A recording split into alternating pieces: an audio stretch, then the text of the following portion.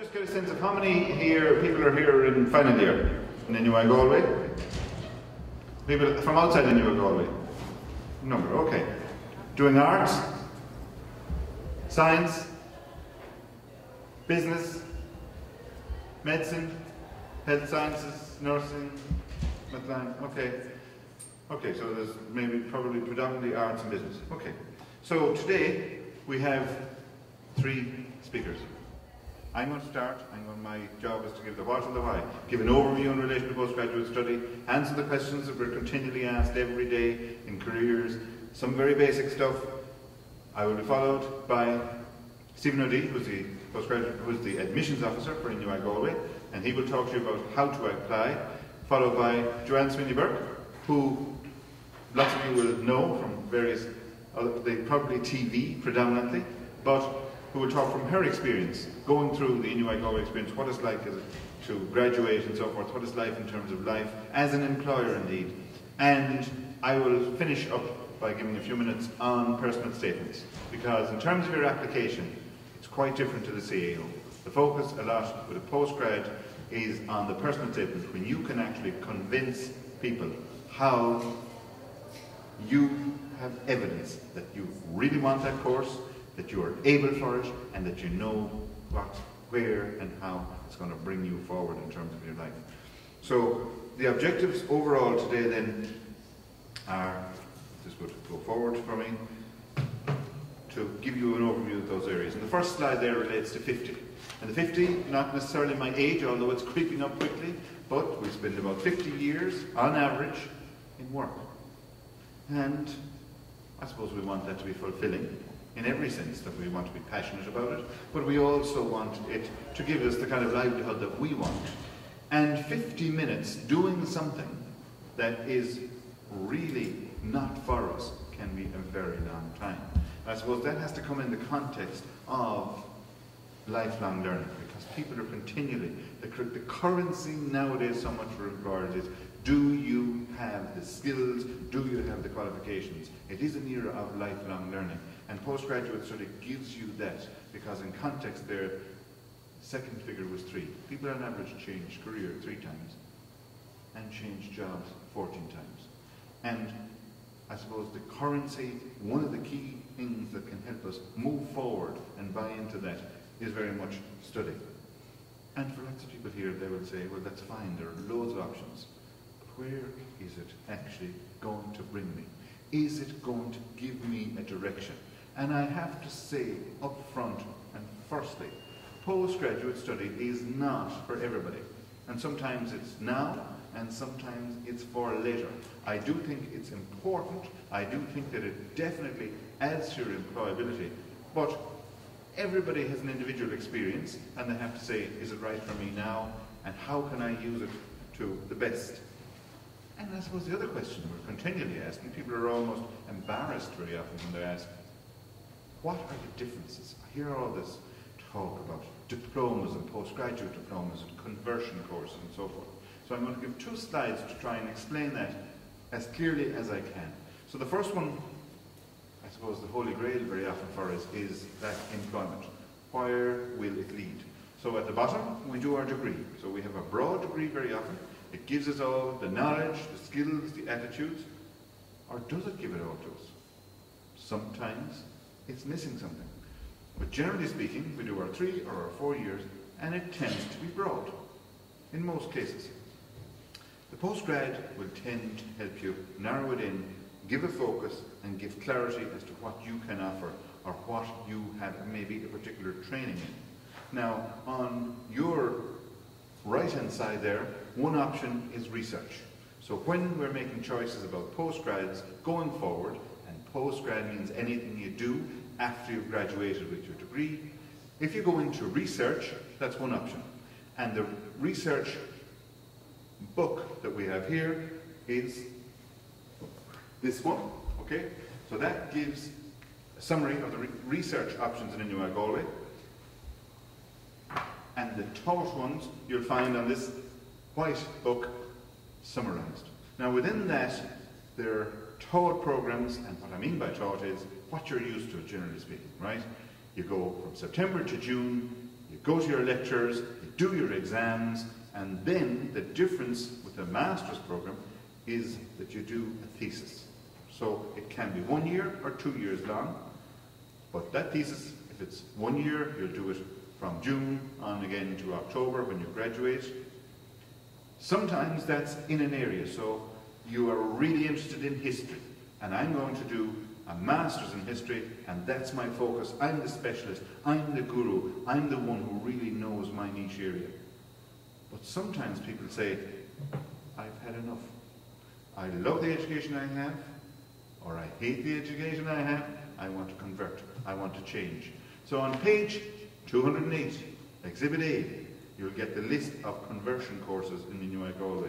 And there are lots of conversion courses in lots of colleges, and that's something that I suppose that is quite different to when I did my first postgrad, because you had a few options. Now there are many that you can specialise in your particular area, or you can convert and change a bit.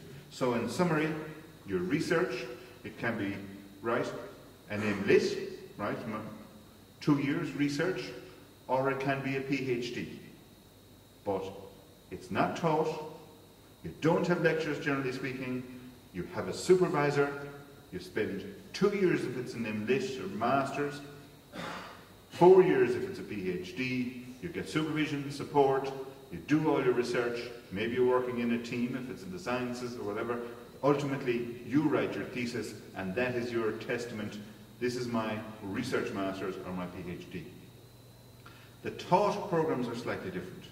You have, as I mentioned earlier, either a 1 year or a 2 year master's, and that can be confusing. But I suppose what's wonderful about this side of the world, in lots of other countries, you have to do 2 years to get a master's, but you can get a 1 year master's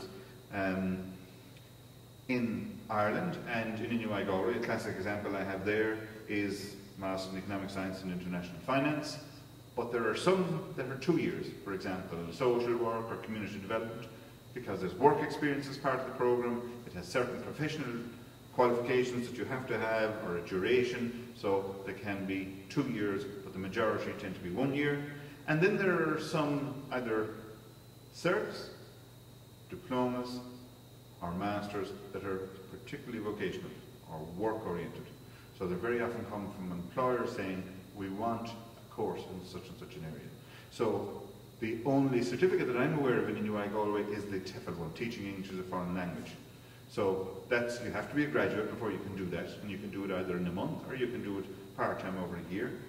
There's also lots of diplomas, higher diploma in business studies, higher diploma in applied science, whatever, or there are masters like the masters in accounting. But the idea of those is that they're a professional requirement, training in a particular area. Broadly speaking, your degree is your education, but these vocational courses narrow it in, and they're educating you, yes, but also training you in a particular area. So there's higher certificate, higher diploma, graduate diploma, master's, PhD, in that kind of order. But this is, I suppose, an attempt to give you an idea of the differences between them. And as I said, it's not necessarily for everybody. And I meet people continually every day, and they're saying, is it for me? And there are lots of challenges in relation to that, because it can be that I really enjoy my subject. I love English. I want to do a master's in English. I want to be the world-renowned expert on Saul Bellow. And that's fine. But then you have to say, is this going to bring me in the career direction? And maybe it will, but maybe it won't. You may also say, well, I've had enough. This has been great, but I want to change direction. And indeed, as I mentioned on page 208, lots of those options, but then talk to the course directors downstairs and say, will I be able for this? There's a module in this, there's a module in that. Don't be sold a pup. Check it out for yourself. Make sure that those modules suit you. The vast majority of people, virtually everybody who gets on those programs, gets through them. But you know that they're competitive very often to get onto. So make sure that you know what they want so that you can apply well and that you will do well within them. And lots of people will say, well, I'll do a postgraduate program, it would be great, it could give me a chance to actually figure out. Guys, there's no connection between time and inspiration necessarily. It's a hard graft to figure those things out. Maybe you need experience and so forth. If it's purely for time, and I suppose in the current economic climate, not many will take it purely for that option. but you have to really challenge yourself and say, what is it for? And indeed, for some people, it's just, I need it as an occupational requirement. If I'm going to get into that area, I need the postgrad, right? I don't have the experience in journalism, I'm going to do that master's in journalism. Take me 1 year, it'll give me the focus. I want to get extra exemptions in accounting, I'll do the AMAC. Whatever it is, make sure that you know what your rationale is and that it'll meet your needs. And sometimes it's simply, I have a degree, and this combined, 1 and 1 is 3 in this instance, because you have additional skills that you couldn't get outside, you have additional knowledge, and combined with the previous degree, it gives you that edge above other people. But it may not, and you just have to ask, will it again give you the unique offering for employers that you want? Now there's loads of information, and it can be very challenging to weed through all of these various 400 course offerings that are on offer here. But bear in mind, if you want something to focus on what you've already done, that's fine, but you'll be well aware of that. I just want to talk about the conversions for 2 minutes, because these allow you to change from one area to another. And I suppose the biggest number of people who convert and change would be in business. So for example, they might do a higher diploma in business studies, or a master's in marketing, or a professional diploma in accounting. Because if you have done your English and philosophy, yes, you can do a professional diploma in accounting. Right? If that's, yes, you can. You may have no interest in that, and that's fine too. You want to change to IT. I've done philosophy. I love the logic aspect of it. Maybe there's a connection with IT. Yes, you can do a higher diploma, or you can do a master's in information technology, or a master's in information systems management. Not everybody will get into those programs, but you can, and they're available. And they tend to come, I suppose, as a response to employers, because employers are saying these are the programs that we want, and indeed from the funding aspect of them, particularly the more IT related ones, the fees are actually very low relative to the others. So there are broadly 7 categories. If you have done business and you wanted to go back towards arts, if you have done science and you want to do an arts program, yes you can. You've done biomedical science and you say, what in the name of God was wrong with me? Why didn't I do social work, but I have no social science subject? You could do a 1-year diploma in social studies that can bring you back, right? I want to do business. The one we all know about, professional diploma in education, as it's called now, the HDIP. You don't obviously have to start off doing a program in teaching in order to be a teacher. You can do it. This year is the last time it can be done in 1 year, but after that it will be 2 years, but you can convert to teaching. Engineering and science is going to be very challenging to change over. There are a small number of programs. If you've come from a background outside there and you want to go in that more technical direction, to convert is very hard. You may have to start already. But there are some in the medical and health areas, for example, occupational therapy, speech and language therapy, health promotion. Yes, those are conversions. They may not be available in Galway, some are, some aren't. And indeed, if you talk to us in careers, we can give you a summary of that. Loads of them in IT and lots of them in law as well in terms of conversions. So, the last point that I want to make is, when you look at a prospectus, it is a brochure that wants to get across the best features of a program. Talk to the people, check it out, check the various options, and the fact that somebody says to you, a master's in journalism needs a 2-1, that may be right, but maybe you can supplement that by getting experience if you didn't have the 2-1. In one particular college, there might be a requirement for a 2-1. In another college, it might be a 2-2.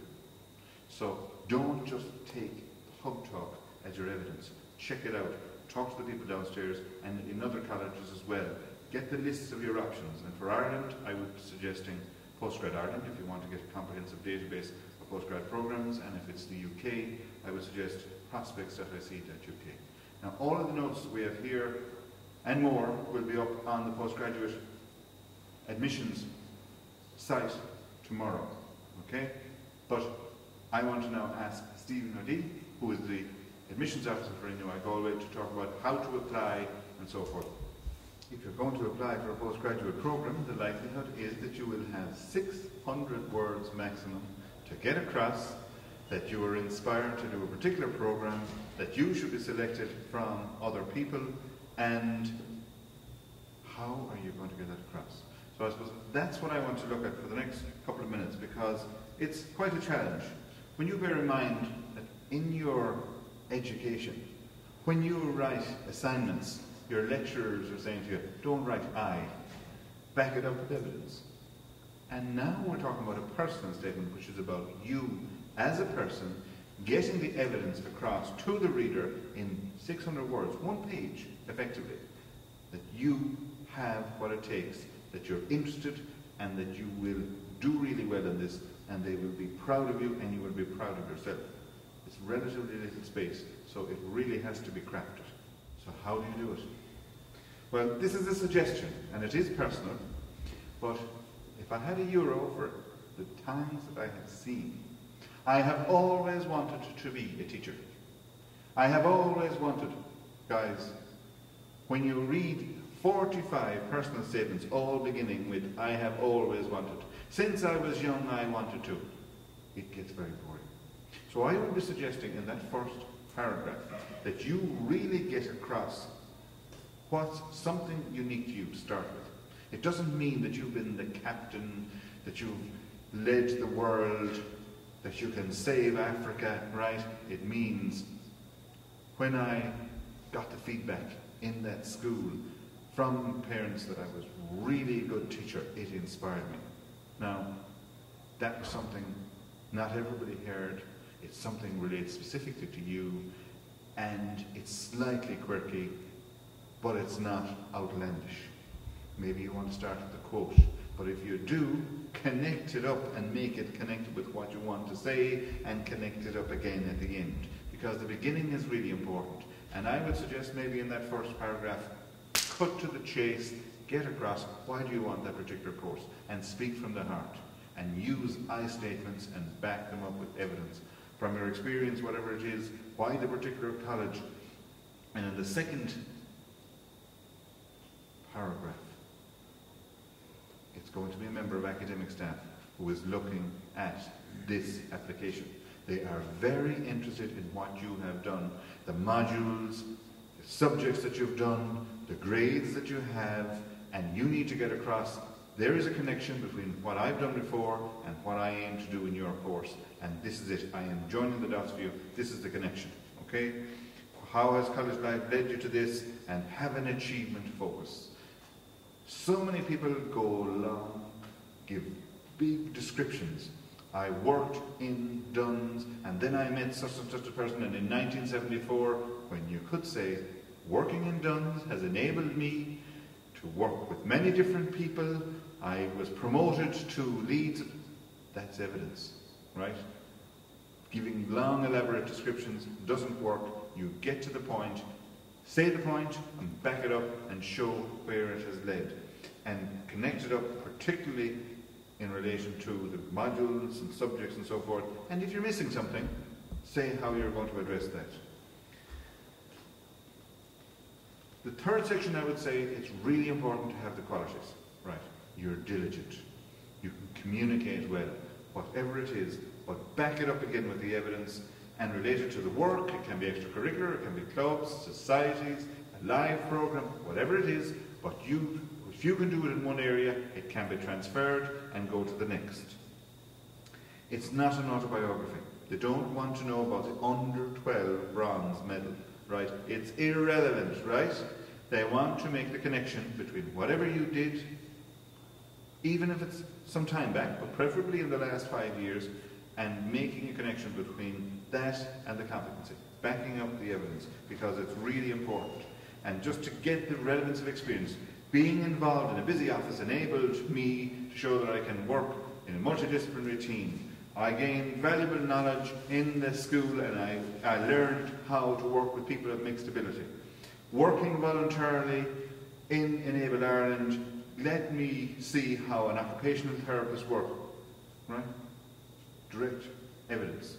You don't have to go where Enable Ireland is. You give the connection between the point that you want to make and the evidence, succinctly to the point. So if you're writing about college experience, you don't have to talk about everything. Connect, adjust to what they need. So every personal statement, that's one page, you have an opportunity to talk to the course directors down here. ask them what are the main things they want covered in that. Because it's personal to them as well. It's what they want. Generic won't work. So you then tailor it and craft it to what they want. And you don't have to put in everything. As I've said before, it's not the autobiography, but you can connect things like the drama you were involved in, working as a library assistant. But when you get it in, and I'm saying this the second time, say the activity. So, I had 2 works experience in. The benefit, right? I gained, I learned such and such a thing, and then this is connected to the course. So it's really important when you've got that to show what you're looking forward to in your conclusion. Maybe there's one piece of experience that you've saved so that you've finished with an impact. The last thing, when you leave the room, when you leave this person's statement, they have a positive feeling about it. So maybe you've held something in reserve, but make sure that you have concrete examples. Start well with something unique to you, save something in reserve, and in between get across what they want academically, skills-wise and so forth, and back it up with evidence. Now, it's really important to get a bit of support in this. You can go downstairs, you can get a sheet summarising this, 2 pages on how you might craft a personal statement. Every day in careers we have people coming in with drafts. I would suggest that you draft it. We'll give you a bit of feedback. You can come again, craft it another bit, get another bit of feedback. So the important point is you're not on your own. We can give you the overall framework. You go, you suss out what's needed by the course director, and then after that, draft up something. It doesn't have to be world-breaking. We will not be judgmental. We're there to support you. We'll give you a bit of feedback. You can bring it on another step, and you can either, from tomorrow on, as Stephen mentioned, this is postgrad season in effect, so personal statement season. In November we will have a specific appointments there for personal statements, but you can come into the shorter queries at any stage and you can get the information and see examples as well. So I really want to wish you the best in that, but before we finish up, we wanted to see if there are any kinds of queries that you have, and while you're thinking of those particular questions, can I really want to thank one person in particular in this room.